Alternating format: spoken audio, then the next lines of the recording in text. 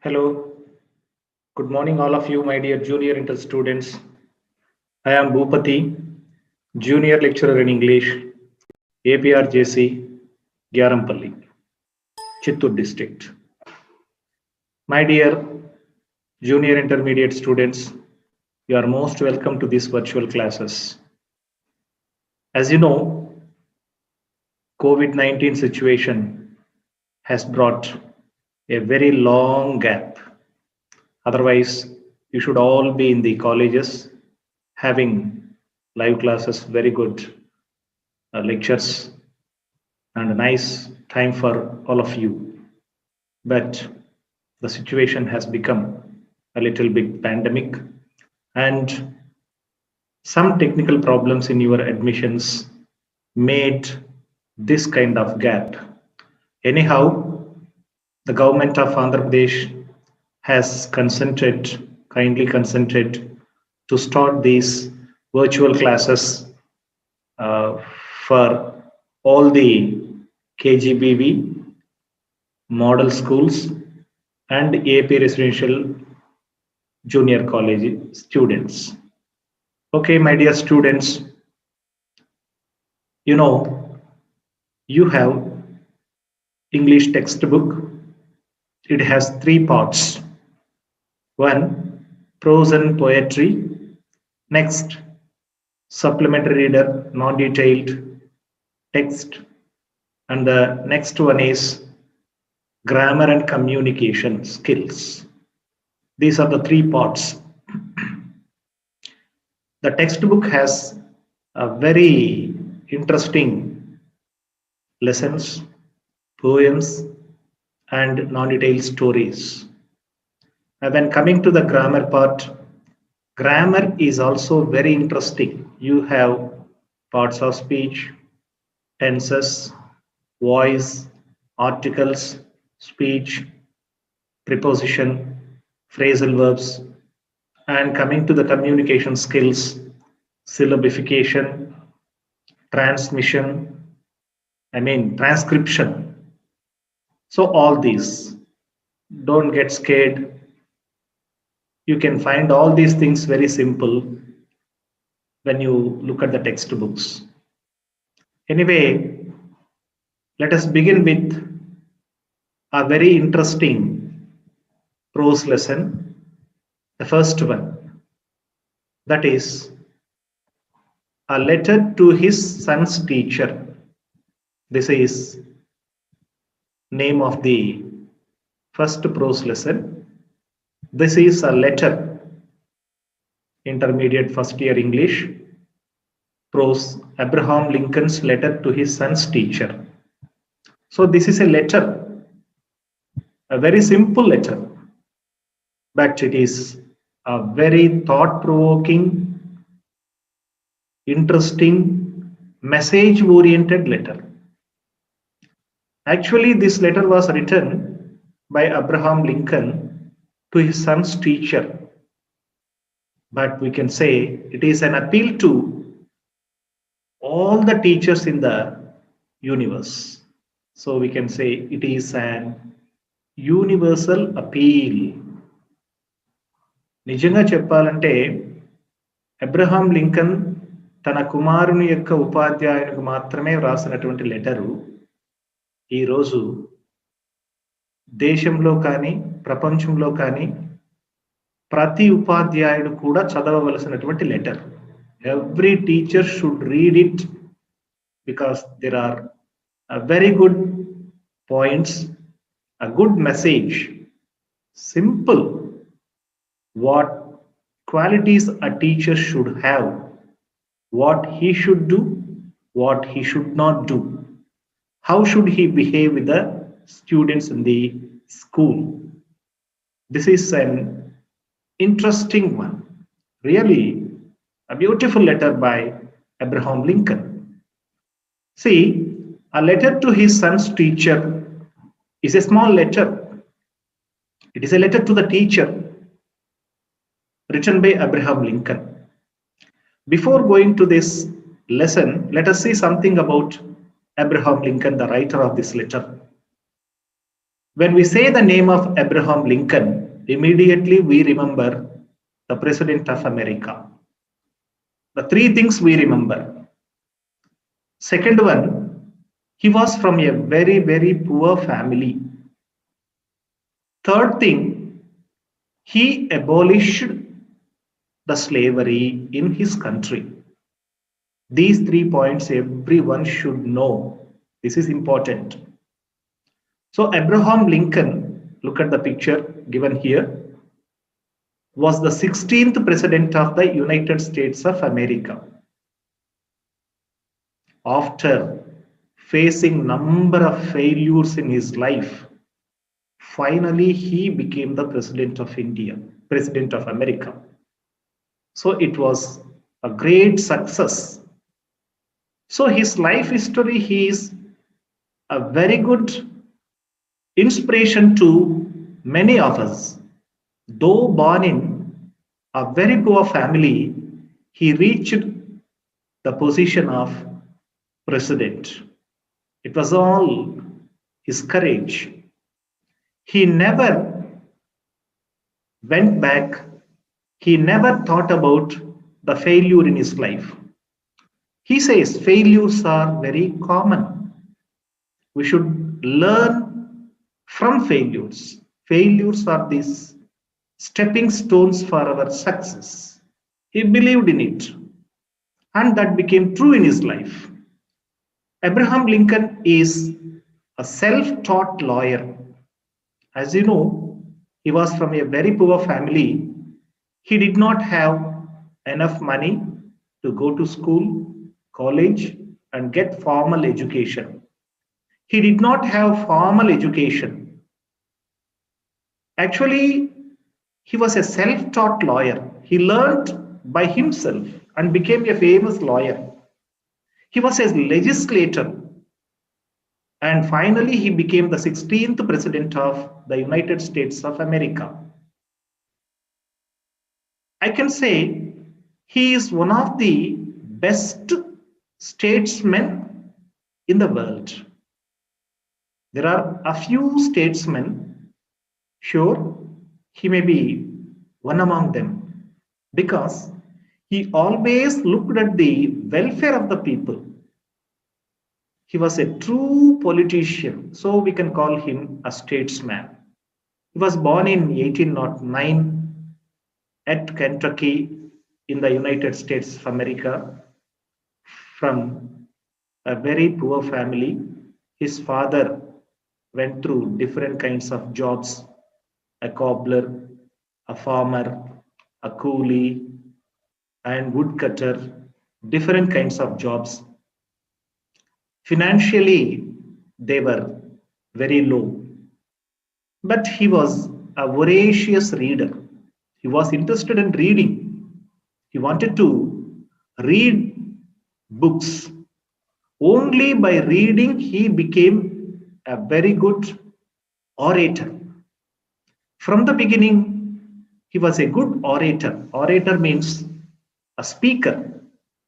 He spoke in public places. For example, one thing, he was at the age of 8 years. He was not going to school. He rolled a paper just like a mic and stood on a boulder in the middle of the village, and he spoke. Oh, my dear people of this America, today I am here. One day I may be the president, the first citizen of this country. In this way, he was giving a very fluent speech.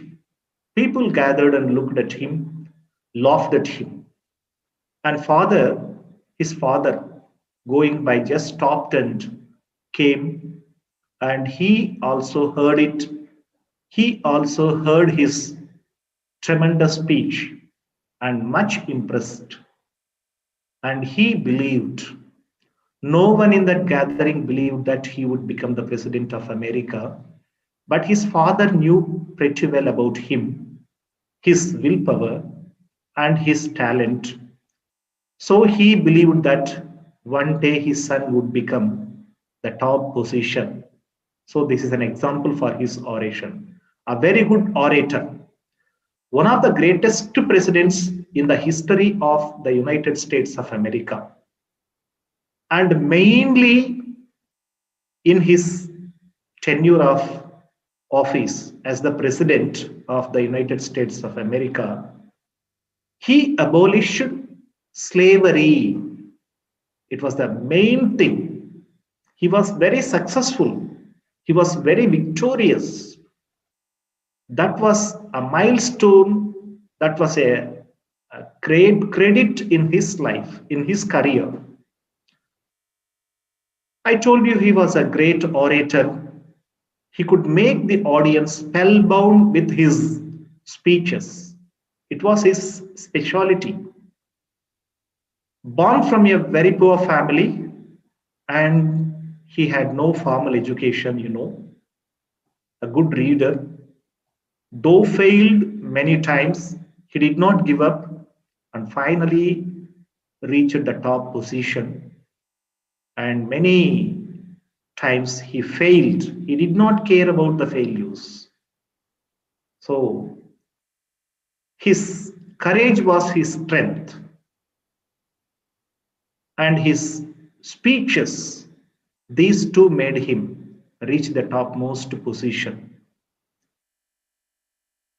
And in 1860 he became the president.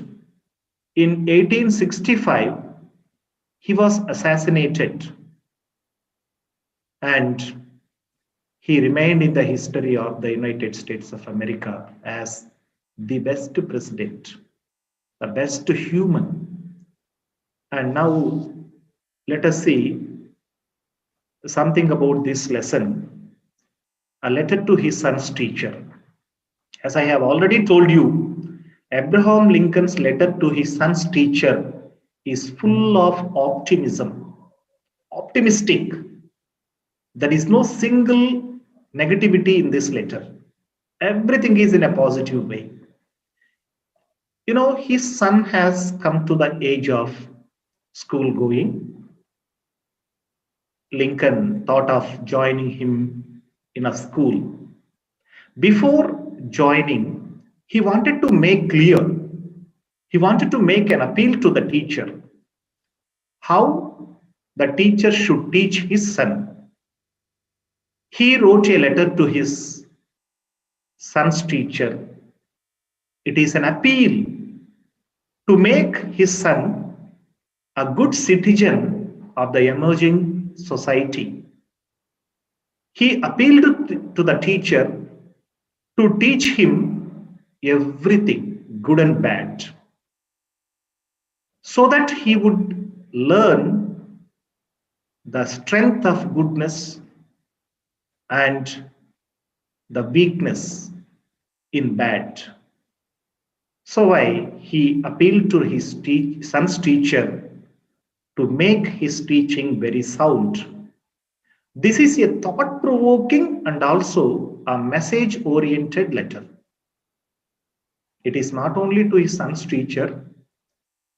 Today, if we read, we also get some kind of inspiration, truly speaking. In this letter, he asks the teachers to teach his son in a gentle way, not to be rude in the class, not to be rude in the school, making him know the difference between good and bad. So a child should learn what is good, what is bad from his school days. That's important. He makes it very clear to every teacher. So hope the teachers can follow this nowadays in every school. His appeal is to give his son stamina, strength, immunity to stand and face the hurdles, setbacks, problems with faith and confidence. Actually, the children gain confidence and faith from their school days. It's a universal appeal.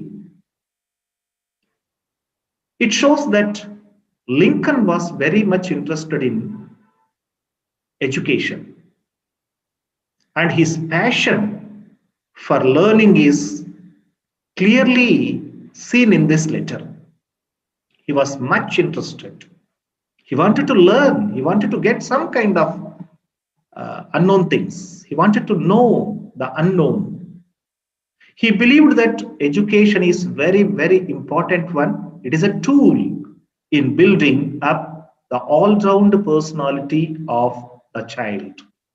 So, going to school is an important one in every child's life.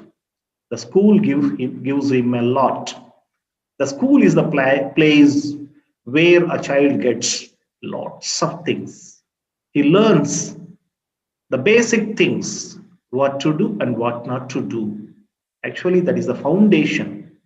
The school days are very important. If the school days are bad, certainly the child may not become very good in his future. So why he was very much worried about his son's education at school. So he took every care. He was very particular about his school, his son's school, and the teachers. So he requested the teacher to be gentle, to treat him as their own friend. So, in that way, he wrote a letter and gave it to his son's teachers. The teachers also very much impressed with the letter and they cooperated well because his letter is totally in optimistic way. He did not find fault with any teacher. He appeals to them. That's important here. So, when we come to the text, this is the first lesson, Abraham Lincoln's letter to his son's teacher. This is the first one, and we can see it's a very simple one. There are just 4 or 5 paragraphs only in a single page, and it's an interesting one. My son starts school today. This is the starting line. Oh, my dear teacher, or my dear teachers, please find this, go through this. So the teachers certainly read it, then act accordingly. My son starts school today. It means that my son has come to the age of school going. It's all going to be strange and new to him for a while, and I wish you would treat him gently. First time he is coming to school. This may be a strange thing to my son. Hope you could treat him gently. You could teach him very gently. It's an adventure. So every child feels uneasy, uncomfortable going to school in the beginning. It's an adventure that might take him across continents. Whatever he learns at school will give him more strength and courage to face the problems across continents. The world is full of problems, tragedies, so many issues. So, to face all these problems, issues, setbacks, worries, a child should have good strength, good courage, good patience. He should build all these things from school. That's important. All adventures that probably include, what are the adventures in the world today? Wars, tragedy, sorrow, quarrels, conflicts. All these are the problems today, adventures today. To face all these adventures, my son should have immunity. My son should have talent. My son should have skill. This should be given by the teachers at school. He completely believed in the teachers, their approach. So why he appealed to the teacher here? So to live this life will require faith, love, and courage. Oh, my dear teacher, please be gentle. And another thing, to live his life in the present world, a child needs Three things very important. The child needs faith, he needs love, he needs courage. Without these three, he cannot survive successfully. He cannot be successful in his life. So, my dear teachers, this is an appeal to every one of you. Please find it. Please find a way to teach my son very gently. So, dear teacher, will you please take him by his hand and teach him things he will have to know, teaching him, but gently if you can. Oh, my dear teacher, please take him by his hand. That means, please be beside my child, my son. Teach him the things he will have to know. What things a child should know, you teach him. So, when teaching all this, please be gentle. If you can be gentle, see how politely he is appealing to the teacher, you see. If you can, please be gentle with my child. Teach him in a gentle way. Teach him that every enemy there is a friend. For every enemy there is a friend. What does it mean? In every bad there is some good. So teach this very clearly to my boy, to my son. Abraham Lincoln says, he will have to know that all men are not just good, fair, that all men are not true, honest. Oh, my dear teachers, you teach my son that all are not honest in this world, all are not good in this world. Teach him that every scoundrel there is a hero. So in every bad, in every evil, there is some kind of goodness. What is that good? So please teach him also that for every scoundrel, there is a hero. That for every crooked politician, there is a dedicated leader. So we say the politicians are crooked.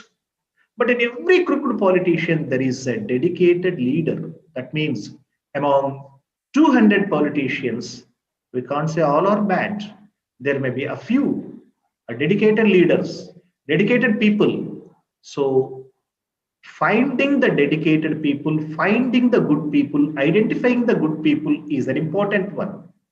Oh, my dear teachers, teach my child to identify what is good, who are good, what is bad, who are bad. This is the thing that you teach my child at school. So this is the first phase. After these two paras, here is a question. What should the child learn about humanity? My child, my son, I mean Abraham Lincoln's son, should learn that in every human, among all human beings, there are good people, bad people, scoundrels, crooked politicians helping, and there are many dedicated people also among these bad people. So teach my child, teach my son to know and identify who are good, what is good, who are bad, what's bad, what are evil things. So teach my child all this to find the distinct line between good and bad. This is an important one in this adventurous world. The world today is very adventurous. In this adventurous world, the child should identify the good and bad. So, my dear teachers, it's my appeal, my personal request to you, teach my boys gently. This is. Next, teach him, if you can, that 10 cents earned is of far more value than a dollar found. So teach my son the value of hard work. So my dear teachers, make my son know the value of hard work. Hard work never goes without reward. Hard work is very important. So through hard work, we can reach our goal. Hard work will make you a very good person. So teach my boy, whatever you found is not the valuable one. Whatever you earn through your hard work is more valuable one. Next, in school, teacher, it is far more honorable to fail than to cheat. My dear teacher, make my child learn and know an important one. Cheating, that's a dishonest one. It's a very evil, it's a very bad one.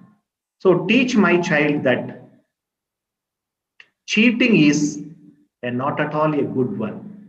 It is better to fail instead of cheating. For example, in a competition, if it is honest way, winning means good. So by cheating, if you want to win, means that kind of winning is waste. Teach my boy, teach my son, the value of honest way. It is better to fail instead of cheating. Teach him to learn how to gracefully lose. It is better to lose. Very happily we should lose. So when losing, we should not worry. So we should give at equal wavelength happiness and sorrow. Winning or losing should be treated at the same wavelength. When we win, we need not roll and get at most happiness. When losing, sometimes upset, that may spoil. It is not good. So we should take winning or losing in a same way. So when he does win, enjoy. When he loses, take it. Better luck next time. You should not much worry about it. Teach him to be gentle with people. Oh, my dear teacher, make him learn how to treat other people, how to help others. It is tough with the tough people. So how gentle he should be? He should be gentle with the gentle people and rude with the rude people. Otherwise, he would not be successful in this present adventurous world. Steer him away from envy. The important thing is envy, jealousy. My son should not have that jealousy in his mind. Drive that jealousy quality from him. If you can, teach him the secret of quiet laughter. Teach him to laugh, to smile at the success of others instead of getting jealousy or envy. So teach my child to be happy even the enemy wins. It's not a problem. He should not get upset and he should not have that jealousy. The quality of jealousy will lead him to a bad way, an evil way. There he starts doing something bad and it will be failure once again. So that kind of success will not be a good success. That's not at all a success. Teach him, if you can, how to laugh when he is sad. So people laugh when they get success. People cry when they get failure. But my son should know to smile, to feel happy when he loses. It's not a permanent losing. Next time he would win. Teach him there is no shame in tears. Teach my boy, it's not at all a shameful thing, shedding tears. It happens. It is a situation. So why? My son should have the immunity to bear the sad situations. Teach him there can be glory in failure and despair in success. Teach him to scoff at cynics. There are many silly things. So when we should not become very serious about the silly things. So we should know there is a glory in failure, because failure will teach us what are the mistakes that we have committed. And if we rectify those, if we come across, if we realize that, certainly next time we can win easily. That kind of winning will be a permanent one. And despair in success. See, always we have hope to get success. Sometimes there is despair, hopelessness in our success also. So, my dear teachers, teach my boy to scoff at cynics, the silly things, not to get envy or jealousy. Looking at the silly things, looking at the failures, he should not get disappointed, he should not get upset. That's an important one. So, after the second slot of this, how should the child tackle ups and downs in life? It's an important one. How a child can overcome, tackle, find solution for the ups and downs in life. It's simple. If the child takes the saddest moments and the happiest moments at the same wavelength, that's enough. That means when failure, he should not get upset. When success, he can find happiness, he can enjoy it. But at failure, he should not. He should understand that is one kind of lesson, and there is a glory also. So why every child should know this to tackle ups and downs in life. If he knows all these things, means certainly he would be successful. So why Abraham Lincoln teaches his son at home also the same. Whatever he asks the teachers to do at school, he started doing at home. He taught his son all these qualities. He wanted to make his son a successful citizen. That was his main uh, aim. Next, coming to the last phase of this uh, letter, we can see Lincoln is again and again asking the teacher, teach him if you can the wonders of books. What does it mean? Make my child get the habit, inculcate the habit of reading. So one should love reading books. That habit is inculcated only by the teachers at school. This is an important one. When a child gets interest in reading books, the teacher should encourage. When the teacher encourages, the child gets happy feeling and he would inculcate that habit of reading. By reading number of books, he would gain good knowledge. Oh, my dear teachers, teach my child the wonders of reading books. It's a good hobby. It's a very good habit. But also give time to ponder the extreme mystery of birds in the sky.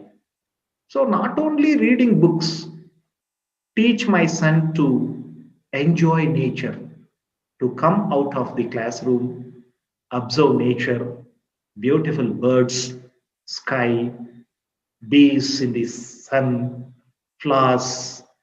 So beautiful sky, bees, and the flowers, green hill, all these things.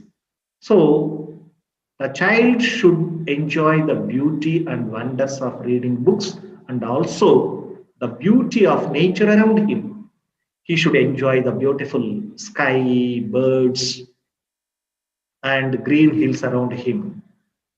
So teach all these things at school level. Only there he should gain all these qualities. He should have all these qualities from school. If it is not inculcated at school, that's a great loss to every child. So the habit of reading books should come from school days. That's important. Nowadays, children are not interested in reading books. They are very, very fond of watching on TV or using electronic gadgets. This is the thing. But my dear students, inculcate the habit of reading books. There will be a beautiful, wonderful taste by reading books. So why? Recently, the government has also introduced the program of love reading program. So you try to love reading, read many books, read the life history of great people. That will give you a very nice joy. It's a very fabulous, delightful thing. Certainly, every one of you should enjoy book reading. And Abraham Lincoln also asks the teachers to make his son get the habit of reading books and also observing nature, enjoying nature also. The beautiful things are around. So we should learn to love the things around us, to enjoy, to find the beautiful things around us. This is an important one. So Abraham Lincoln did not have formal education. He did not go to school. So he uh, interestingly says what things should be learned at school, what he should not miss at school, and how they are very important in his life, and they are the foundation in every child's life. School days are very important. A school is the foundation. Whatever he learns at school will be always in his mind. So whenever he gets back, he recollects. Certainly, he feels very happy. So try to give my son the strength not to follow the crowd. There are many people. It is just like, following just like sheep. Try to give my son individuality. Sometimes, when there are many people in one side, blindly we support that. It is the waste thing. It is not a good thing. So, individual thinking is important. Individual talent is important. Individual intelligence is important. Individuality is important. Try to give my son the strength. Give him good strength, courage, not to follow the crowd. So when 99 people are going one way, we cannot say that's the right way. Maybe one man right, and we should think which is the best way to walk in or to go when everyone else is doing it. So most of the people follow the crowd, support when the number is high. That's a blind way that should not be encouraged. So in school, the teacher should give this kind of foundation, this kind of basic things. The teacher should give strength to think on his own and decide, judge which is correct, which is incorrect. Teach him to listen to everyone. There are some people, they give ears to certain people only. They don't listen to others. It is not. We should listen to everyone. Give your ear to everyone. We can find something good in everyone's talk. So, but teach him, my son should give his ear to everyone. And after listening from everyone, we should judge, filter what's correct, what's wrong. All that he hears may not be correct. So he should filter them. On a screen of truth and fake, only the good that comes through. There are many fake things, there are many good things. He should judge after listening to the words of the people. He should judge what is correct, what is wrong. That judging capacity should be given by the teachers at school. Or by reading books, we can gain the knowledge of judging, the knowledge of filtering what's good, what's bad. So we can learn it, we can have this talent only from books or from teachers. in our schools. That's important one. So, my dear children, we should love reading books. That's more and more important. The talent of judging actually comes from reading various books. One should be a voracious reader. That's important. How can the child save himself from following the crowd? By having the talent of judging what is good, what is bad. See, when he has individuality, individual talent, certainly he will think whether to follow this or that. So the child should be given the knowledge of thinking what is good, what is bad. He should not think the big things are the crowd when many in number means that's correct. So when many of the people say this is correct, certainly that won't be. Sometimes it may be wrong also. We should think and come to a judgment or a decision which is the correct one. So the last phase, teach him to sell his talents and brains to the highest bidder. So when coming to the business should be a successful one. So when he comes to the age of service or doing job to serve in his career, teach him to sell his talent. So his intelligence should be given or sold only at a high rate. So he should have that bargaining capacity. When there is talent, that will always be recognized. Certainly, the talent will be rewarded. The talent will be given due importance, due value, no doubt in it. So, my dear teachers, teach my boy the value of talents, and he should know to sell his talent and brains to the bidder with high rate. That is important, but never to put a price tag on his heart. So never give a fixed thing. So my child should not have a fixed opinion according to the situation. His individuality will be very important. And soul. See, never teach him the fixed thoughts. According to the situation, the thoughts may be changing. So teach my child to sell his talent and brains to a very highest bidder, and at the same time, never put a fixed price on his heart and soul. Never give him a fixed statements on anything. The fixed things may be changing time to time, situation to situation. Let him have the courage to be impatient. Oh, my dear teachers, it's my appeal to you all. Teach my child the value of courage. See, let him have the courage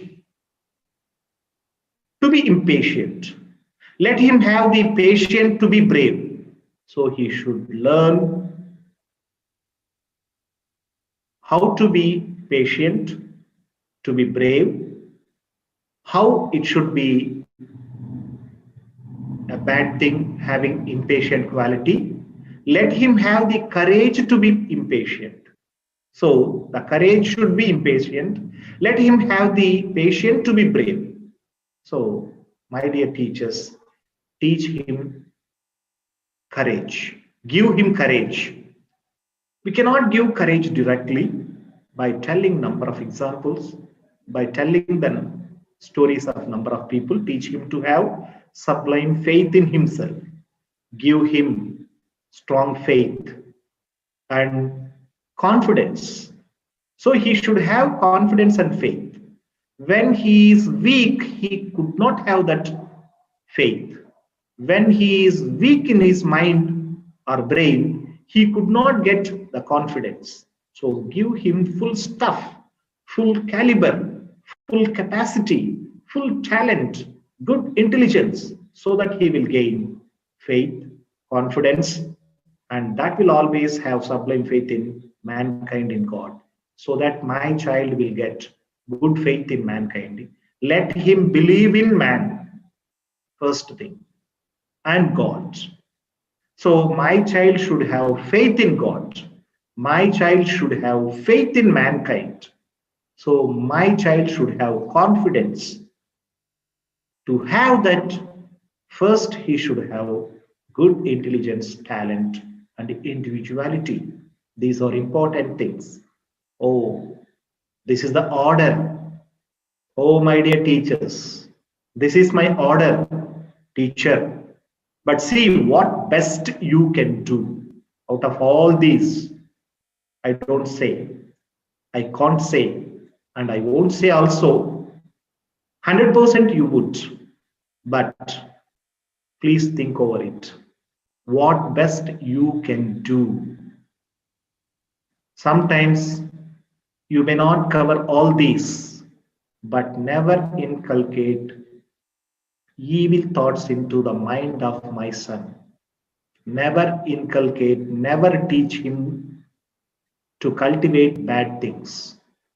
Teach him know what is good, what is bad, but at any cost he should not go in a wrong path. He himself should know this is a wrong path, I should not walk on it. This talent and intelligence you should build in him. So why I put him into your hands. So be beside with him, always be by his side, take his hand into yours, teach him gently, teach each and everything in a very gentle way. He is such a nice little boy. Now I am giving you a nice little boy. He doesn't know all these good, bad, evil, all these things. Now he is just like an empty brain. So he is my son. I am giving you, make him a very good citizen to face the adventures in this world and not to retreat. And he should become a very good citizen in the emerging society. It's an important one. It's my appeal to you, my dear teacher. Oh, my dear students. This is not an appeal to one teacher or two teachers or the teachers in one school. This is an appeal to all the teachers in this universe to follow and as far as possible to inculcate, to use, to implement and make the children at school a good citizens. That's important. What is Lincoln's advice on utilizing talent? So Lincoln advises to utilize the talent to sell at a highest rate, and the child should have courage and confidence. These he should gain only from school. When does a child gets confidence and courage? When he has talent, when he has good intelligence. When he is strong, automatically he will have that confidence and he will have that faith. So he should first put his faith in mankind and in God. That's very important. So, my dear teachers, please read this letter and try to be an ideal teacher. That's my appeal. It is an appeal to every teacher. It applies to me also. Let us try to be good teachers in the society. So this is the letter written by Abraham Lincoln to his son's teacher. Really, it's a very inspirational. The teacher, after reading this, certainly becomes, there would be some kind of enthusiasm.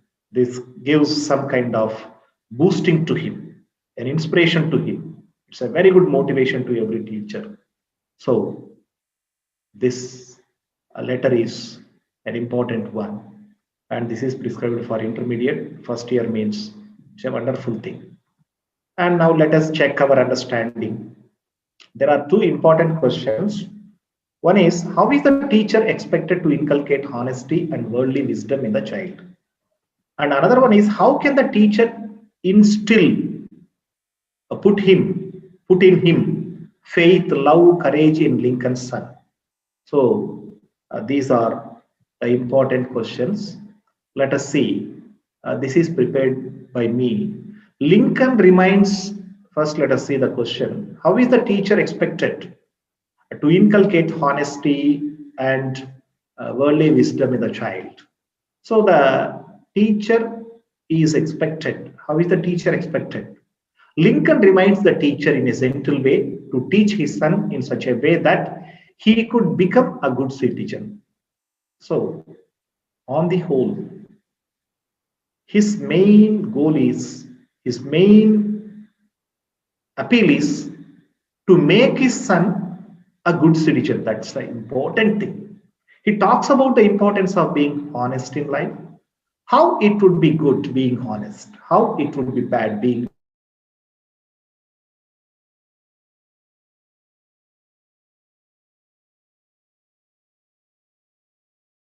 So he says that honesty and worldly wisdom are two important qualities. He says that honesty and worldly wisdom are two important qualities.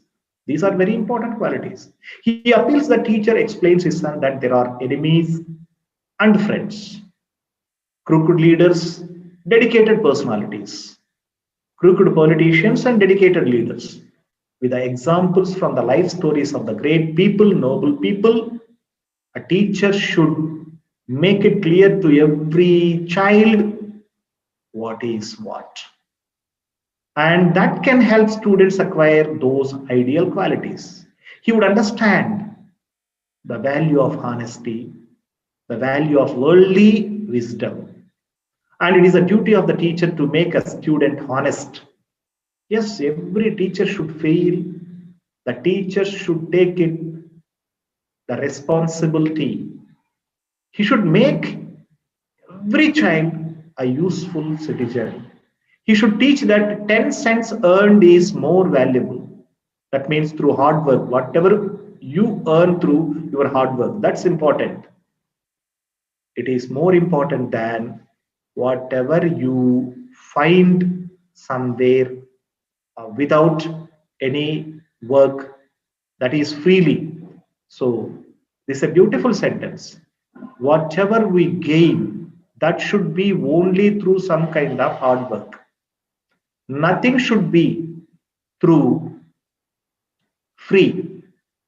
So today, there are so many things the governments offer free. So this beautiful sentence will certainly make children understand the free things are not at all valuable. Whatever you earn through your hard work, using your intelligence, that's important. Whether it is a small pin. So he feels that it is better to fail than cheating and getting success. In this case, failure is better than getting success. He feels that the success should not hurt others' feelings. So when we get success, our success should not give some kind of hurt feelings to others. So first we should go and shake our hands with the person who failed in that game. So that would give him some kind of happiness. So we should always be giving some kind of happiness. We should not have that envy or jealousy. That jealousy will kill the person. The teacher should teach how to mingle with all kinds of good people, bad people in the society. It's quite natural for children to complain against going to school for the first time. So when the school gives him a good learning atmosphere, certainly the child feels happy to come to school. The reason is partly being away from home and harsh treatment at school. So these are the reasons the children would not go to school. Most of the children in their schooling first feel uncomfortable to go to school because of ill treatment of certain teachers. and providing not very helpful atmosphere. So sometimes many schools fail giving them good opportunities and make them run away from school also sometimes. He wants that his son be gentle with gentle people and tough with tough people. So he appeals to the teachers to teach him the good things, bad things, to mingle with everyone, but he should not inculcate the bad qualities. That's important. So, in this way, the first one. The next thing is, how can the teacher instill faith, love, and courage in Lincoln's son? Abraham Lincoln has given certain tips to the teacher. Lincoln reminds the teacher in a gentle way. He is not rude here. He is very gently asking to teach his son in such a way that he could become a good citizen. So his son should become a good citizen. Lincoln appeals to his son's teacher to inculcate faith, confidence, and he should never be discouraged by scoundrels or enemies. He should be taught the value of honesty, the value of integrity, the value of sincere tears also. So the tears, we should not feel shame for shedding tears. It's nothing bad. It is our emotion. The son should learn that there is a friend for every enemy. So among all bad people, there will be good people also. And there is a hero for every villain. So every villain thinks he is my hero. Someone may be a hero to that villain. So he must learn to be gentle with the good people and rude with the rude people or tough with the rude people. That's teacher should teach every child how to drive away sadness with laughter. So with the happy moments, we can drive away the sad moments. That's important. And as a teacher, he should drive away the jealousy in his mind. That's important. Jealousy from the minds of the children. So when they learn that jealousy, that envy from school means that would be ever with them. So that would kill, that would spoil, that would make him bad. Lincoln asked the teacher to teach the boy enough courage through the life history of great people. So generally in schools, moral stories are important. The stories of good people, the stories of great leaders should often be told. That will make them realize what is good and bad. That will make them good. That will make them learn so many good qualities, the values, the morals, certainly. So the stories of the great people, ideal people, these are to be repeatedly told in the schools. His son should know that wisdom is not only in the books, it is also in nature, in observing nature and experiencing. So always we should not, learn what is helping and all. We should help. We should experience that how it would be. By helping, what kind of feelings we would get. By helping, what kind of happiness we would get. So we should experience certain things and find real happiness. So good training is necessary from the very childhood. That means offering, giving, helping hands. That's important. So there should be enough courage to face the problems in life. So every child should get courage, faith. These are important. The teacher has to introduce the world in which the boy would be living in the future. So the future will be very tough, very adventurous. There will be lots of conflicts, disputes, wars to face. To be successful in the emerging society, he should have all these good qualities. Otherwise, he would be a failure citizen. That is, it is the paramount duty of every teacher in school. Fill every child with faith, love, and courage. So love all, hurt none, hate none, have courage, be confident. So these are very, very important at school. Every child should have these qualities. This is next. As an assignment, my dear children, after listening to this, what should the teacher do to help the child tackle good and evil in the world? So, my dear children, I hope you would have caught the points the important things. అంటే ఒక పాఠశాలలో ఒక ఉపాధ్యాయుడు ఏ విధంగా పిల్లలకి బోధించాలి, ఏమేం బోధించాలి, ఎలాంటి మంచి గుణగణాల్ని పిల్లలకి ఇవ్వాలి అనే అంశం మీద అబ్రహాం లింకన్ ఒక చక్కటి లేఖ రాసి తన కుమారుడి యొక్క ఉపాధ్యాయునికి ఇవ్వడం జరుగుతుంది. సో ఈ లేఖలో చూసినట్లయితే టీచర్ ఏమి చేయాలి, ఎలా చేయాలి, ఏ విధంగా పిల్లవాడికి బోధించాలి, ఏమేం బోధించాలి, వానిలో నింపవలసినటువంటి మంచి గుణాలేవి, వానిలో ఉండకూడనటువంటి గుణాలేవి అన్నీ కూడా చక్కగా ఈ లెటర్లో, ఈ లేఖలో వ్రాయబడి ఉంది. So my dear students, read the letter on your own, the English version. Don't go to Telugu version in your guides or somewhere and all. Read the letter on your own. It is a very simple language. You can find something good. You can understand easily how a teacher should be according to Abraham Lincoln. That's the point. If you remember a few points, that's enough. Just 4 are points, very, very important.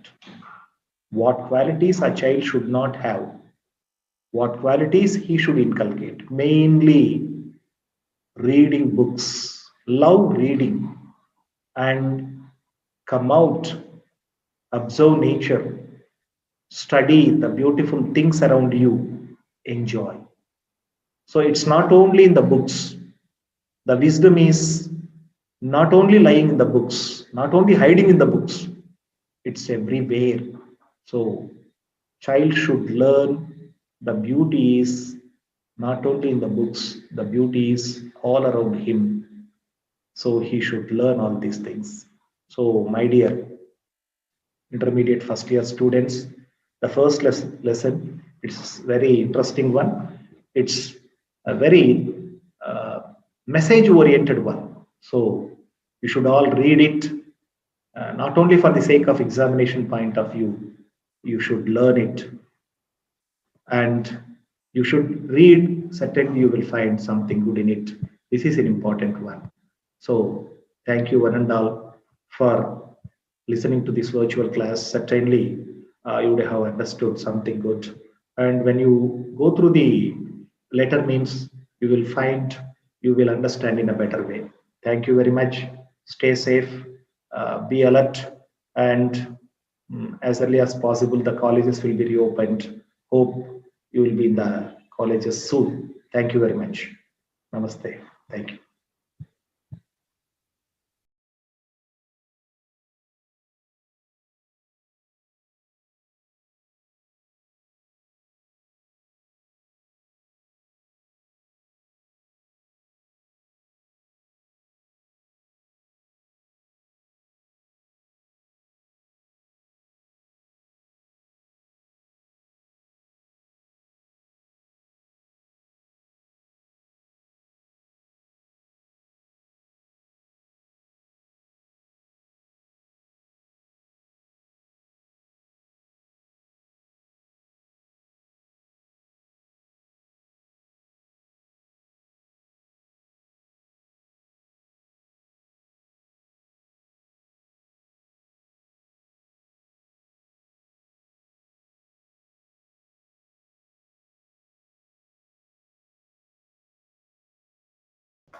Good morning, dear students.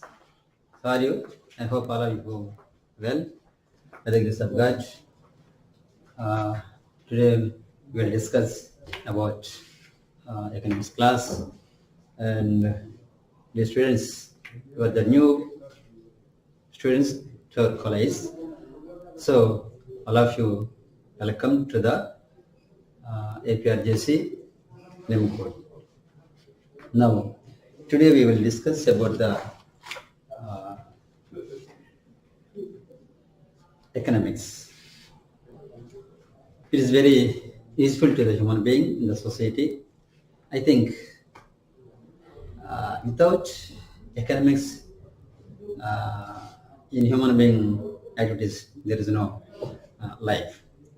So now, what is the origin and meaning of economics? Today we will discuss, I will explain about origin of economics and meaning of economics. Next,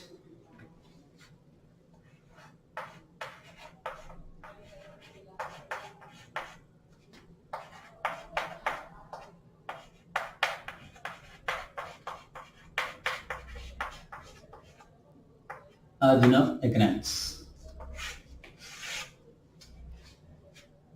Economic word became the economic word became from two Greek words. The economic word became from two Greek words, that is okio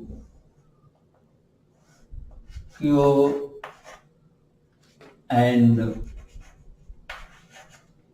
Greek words. These are the two Greek words.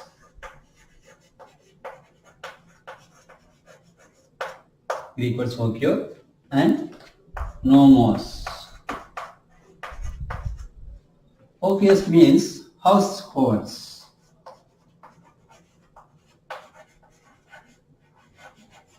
And nomos means management.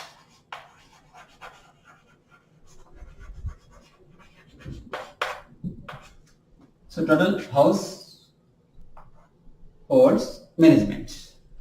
Okionomos. Okionomos, the two words are Greek words. Economics became from these two words. Okionomos, economics. In Greek language, okio means households and nomos means management. Economics means household management. Okay, now I will explain about the economics. There are how many parts are there in economics? What are the parts? What are the parts that explains? I will explain later that. Now, what is the meaning of economics?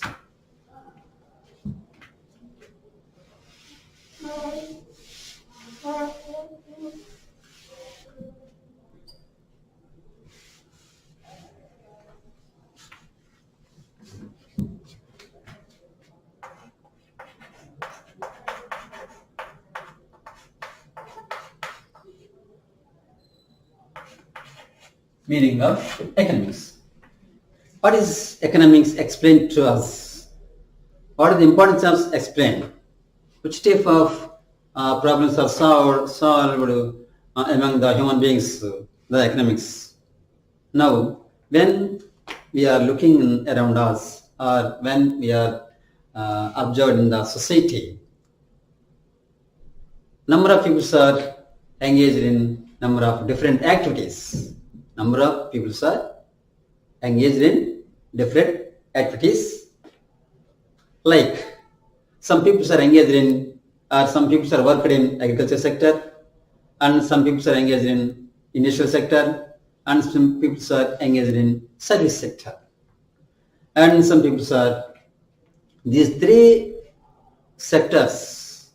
Without these three sectors, there is no any work in the society for the human beings. Okay, right. And some people are in this way engaged in, some people are doing as a lectures and teachers and doctors and engineers and like that. So like this, some number of people are engaged in different works in the society. In these activities, behind these activities, what is the main motto? The people are engage in these activities. What is the behind of these activities? What is the behind of this human being activities? Aim is the behind of these activities. The people say earn some money for the fulfill for the fulfill their wants. The people, sir, earn some money by these activities, and the money for fulfill their number of wants. So this type of which activities are earn money, that activities are called economic activities. That is the economic activities. So economic is explain which type of works doing, how the peoples are doing works, or how the which type of goods produced, which type of service produced. Explain economic is explained. So next one is the economic is the social science. This economic is the social science. The economic explain the economic is the social science is the study of economic is the social science, the study of social science is the study of individual and organizations engaged in production, distribution, consumption of the goods and services. Economic is the social science. It is explained the individual and organizations engaged in production goods, production, distribution, and consumption of the goods and services. Next, in the society, it is not possible to fulfill the all wants of human beings within the limited resources. No, in the society, human beings, it is not possible to their all wants fulfill within the limited sources. In the society, there are limited sources are there. With that limited sources, we can't fulfill our all wants. So, how can we fulfill our fulfill our desires or wants? The economic is explain that. So, there are limited sources are there, but we are human beings are having a number of wants. What can he do? Then, how the human being fulfill their wants with the limited sources? He decided that is the way of decided the way of fulfill their wants. He will choose that wants. He has some wants, but he cannot fulfill full wants. Then he will decide the chooses, which are the important wants he has. So that is explain economics to the human beings. Next, now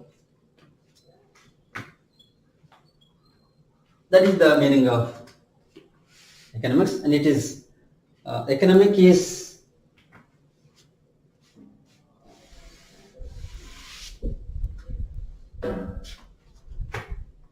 in previous period, traditionally, economic divided into 5 groups. Traditionally, in previous days, traditionally,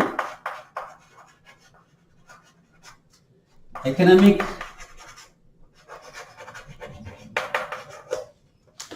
is divided into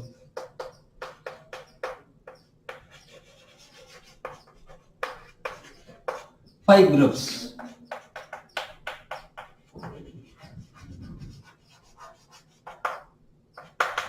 That is 1, production,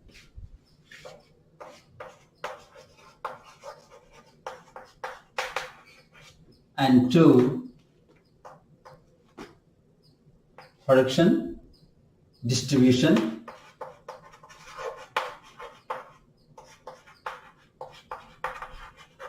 and 3, consumption,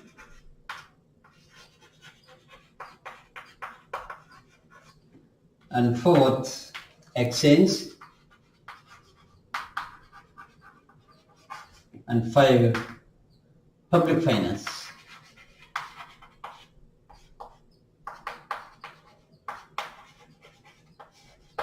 Public finance. These are the economic is divided into 5 groups, that is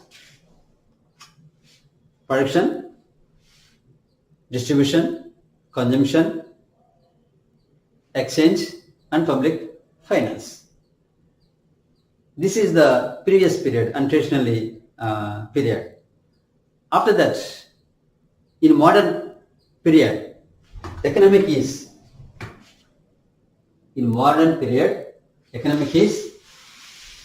divided into 2 groups. In modern period, economic is divided into 2 groups by the Ragnar Frisch. Economic is divided into 2 groups by the one economist Ragnar Frisch. According to Ragnar Frisch,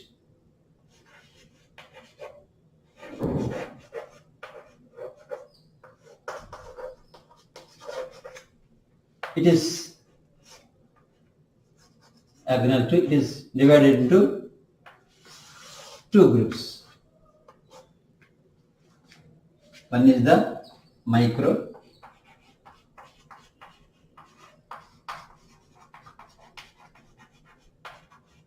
economics and macroeconomics.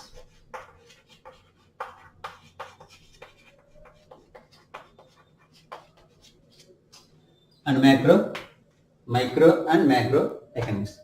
Economics divided into 2 groups.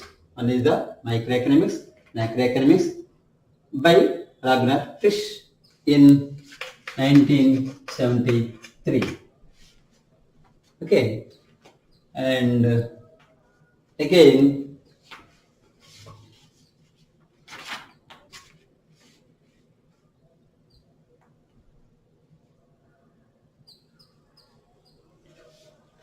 so microeconomic is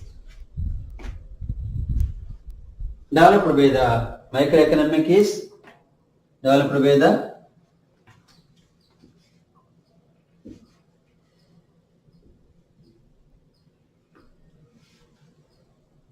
Alfred Marshall.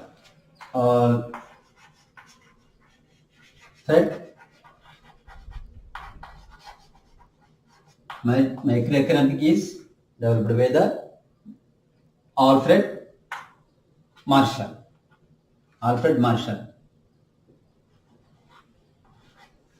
And macroeconomics developed by the J.M.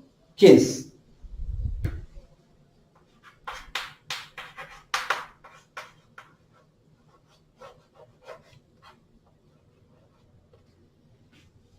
Understand? Listen again.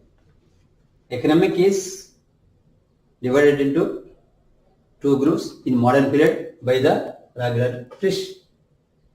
One is the microeconomics and macroeconomics. Microeconomic is developed by the Alfred Marshall, and macroeconomic is developed by the J.M. Keynes. Okay. Next, now I will explain about the microeconomics.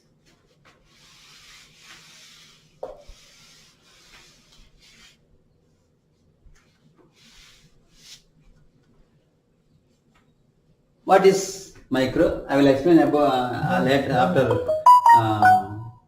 microeconomics. Now I will explain about the microeconomics. Microeconomic is derived from Greek word, that is the macro, micros,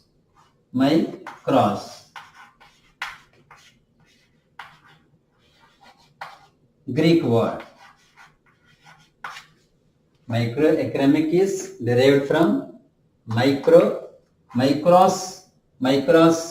Greek word. Micros Greek word mean small.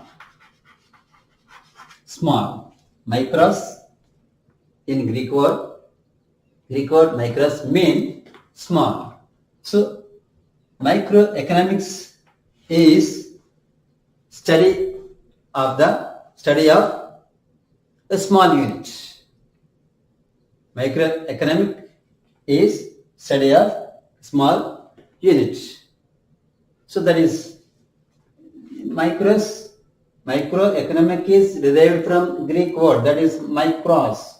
Micros mean small. So microeconomic is study of a small unit,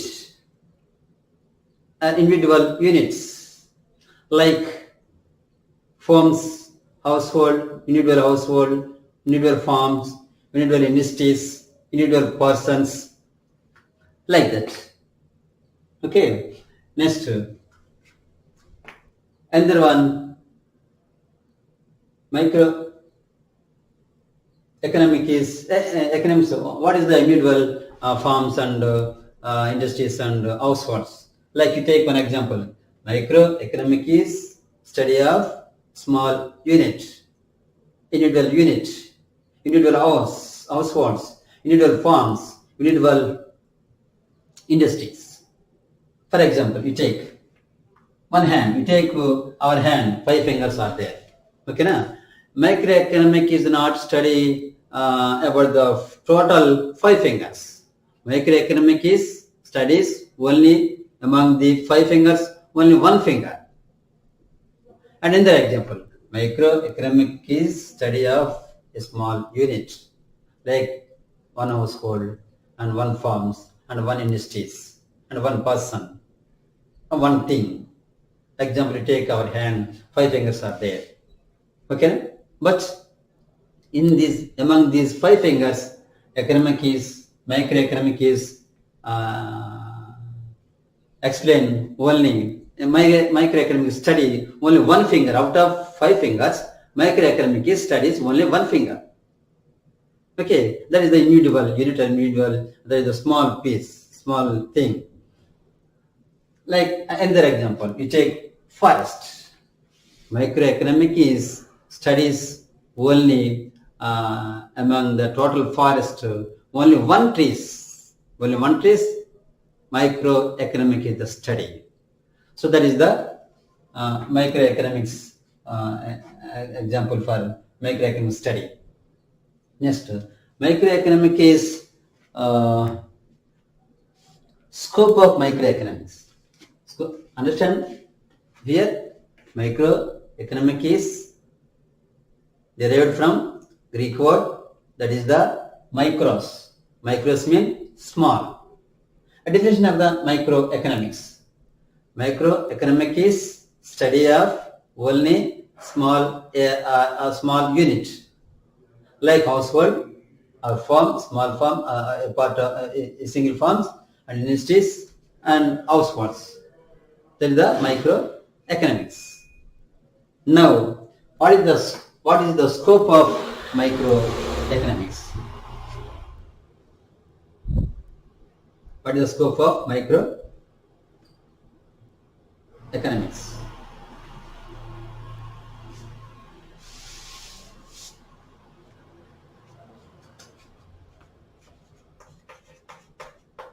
Scope.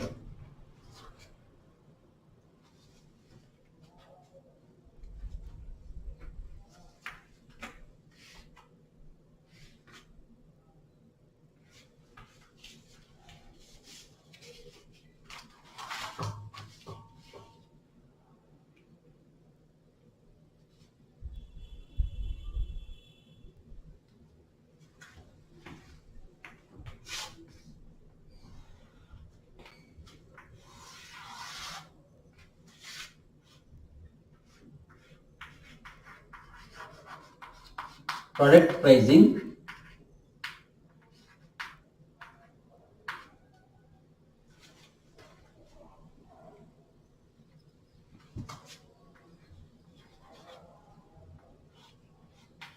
factor pricing,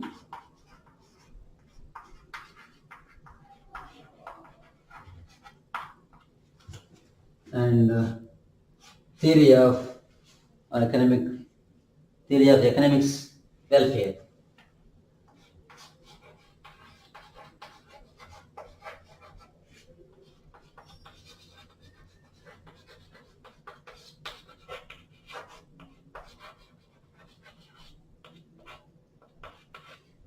Theory of economic welfare.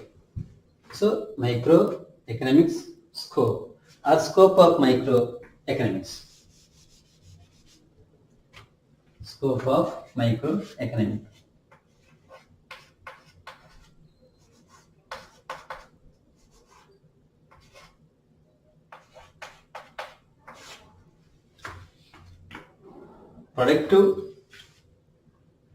Product pricing, factor pricing, theory of economic welfare.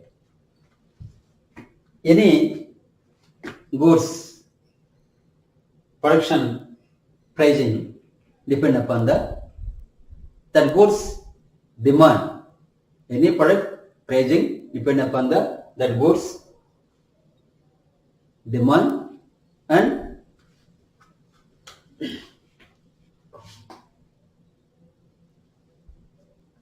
production.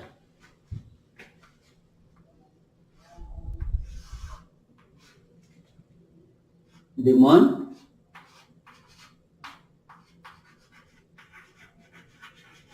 and production.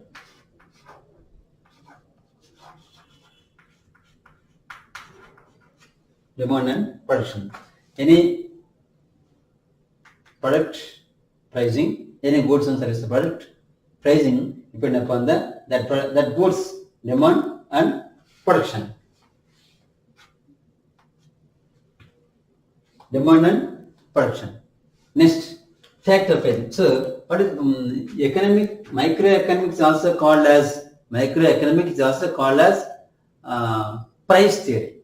Microeconomics is also called as price theory. It's fixed the prices of goods and services. Microeconomic is the defined or fixed the price of goods and services. So here macroeconomic scope means production pricing, factor pricing, product pricing depend upon the demand of goods and production of goods and services cost.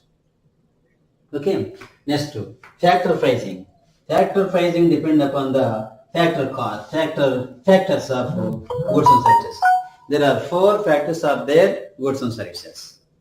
Without these 4 factors, there is no goods and services production.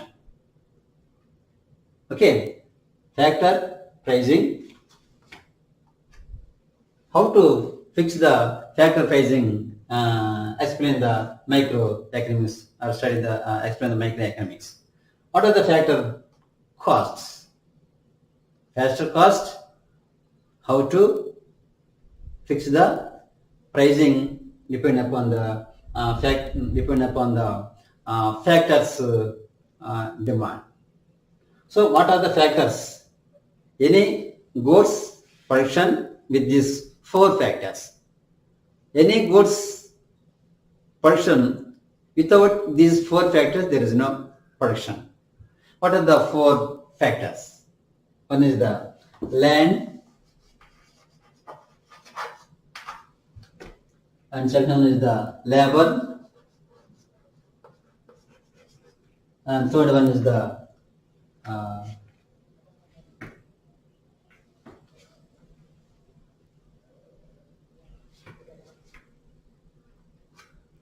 capital,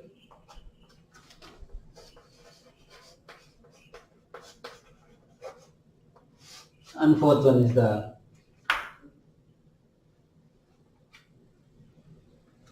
land, labor, capital, entrepreneur.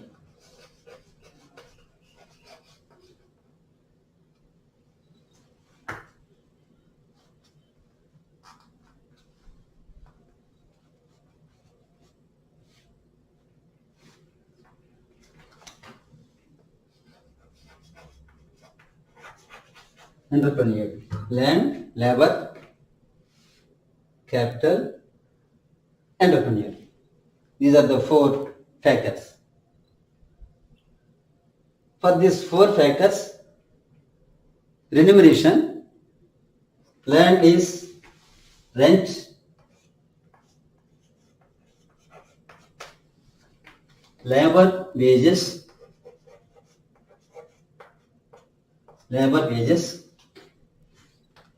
capital interest,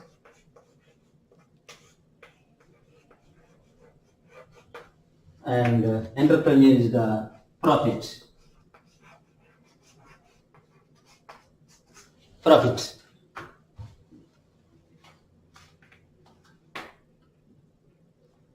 Land, remuneration, rent, labor, remuneration, wages, and capital interest, entrepreneur, profit.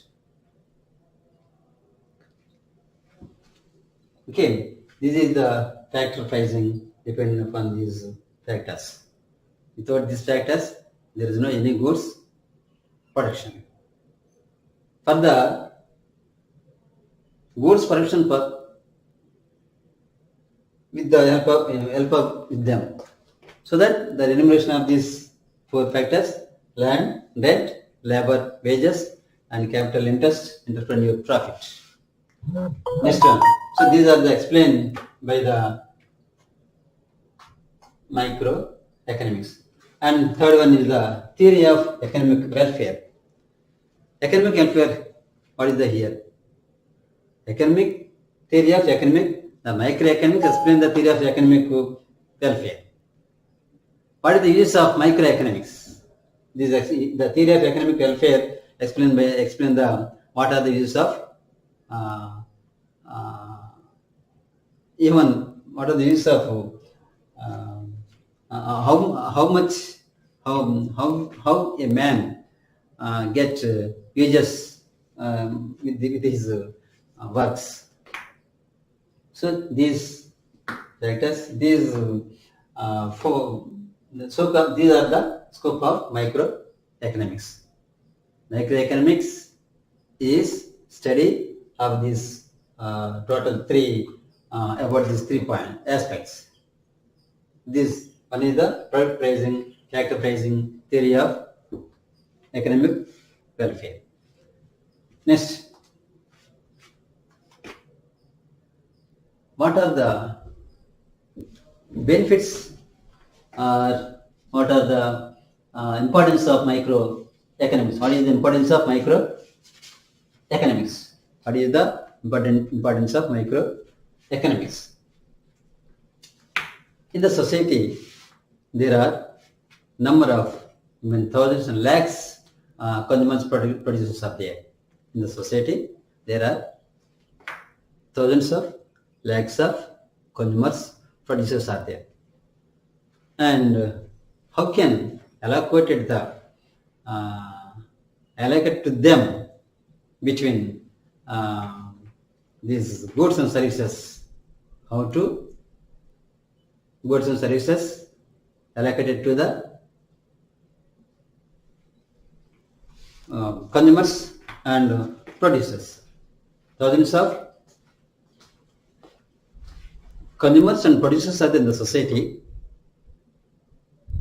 How is the among them goods and services allocated? The microeconomy is the study or explain that, and that is the one important of the microeconomics in the society. Again, in the society, number of lakhs and thousands and lakhs consumers and producers are there. Among them, what is the relation between goods and services? How will they allocate the goods and services to them? Microeconomics is the explain. And another one, microeconomics can be used to examine the conditions of economic welfare. Microeconomics is the microeconomic can be used to examine to conditions of economic welfare. Okay, and hobbies. Another one is the hobbies, goods and services export and imported from one person to another person, one place to another place. It is explained. Microeconomy is the explained. And how is the human beings utilize limited sources for their purpose, for their needs. How is the goods and limited goods and services? How is the limited goods and services used among the human beings? Microeconomic is explain the human being to the human beings. It is the limited sources are in the sources are there in the society. How is the limited sources are used to among the human beings? Microeconomic is the explain. So totally this is the importance of microeconomics. Okay. Next I will explain macroeconomics. This microeconomic is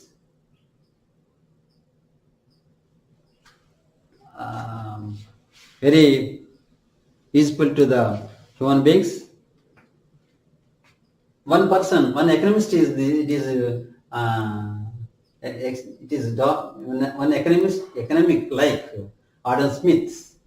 An economics like Adam Smith is says about the microeconomics in his book. He wrote one book that is the an inquiry into nature and causes of wealth of the nation. Adam Smith is the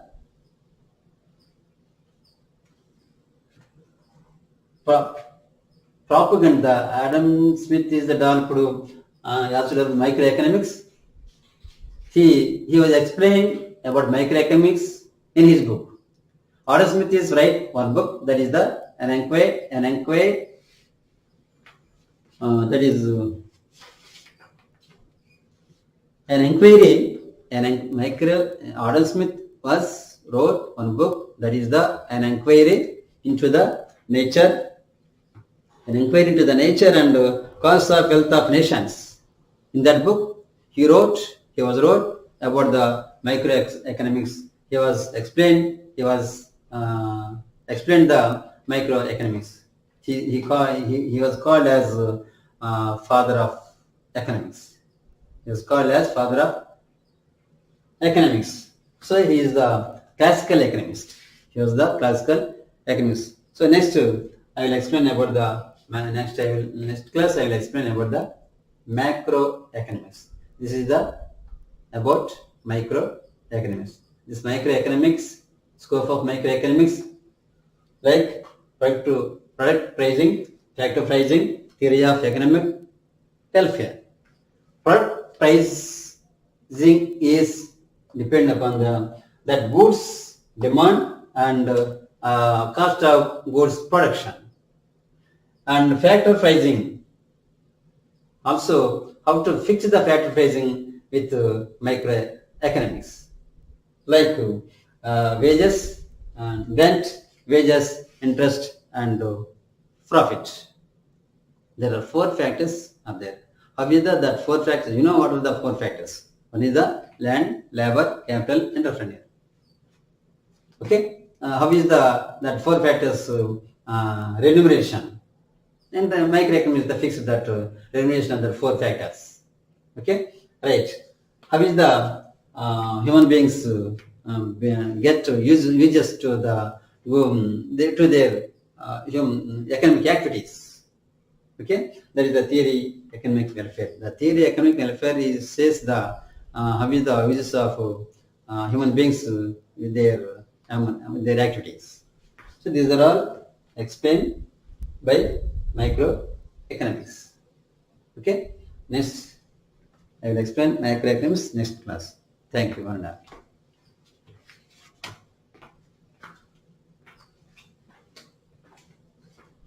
Sir.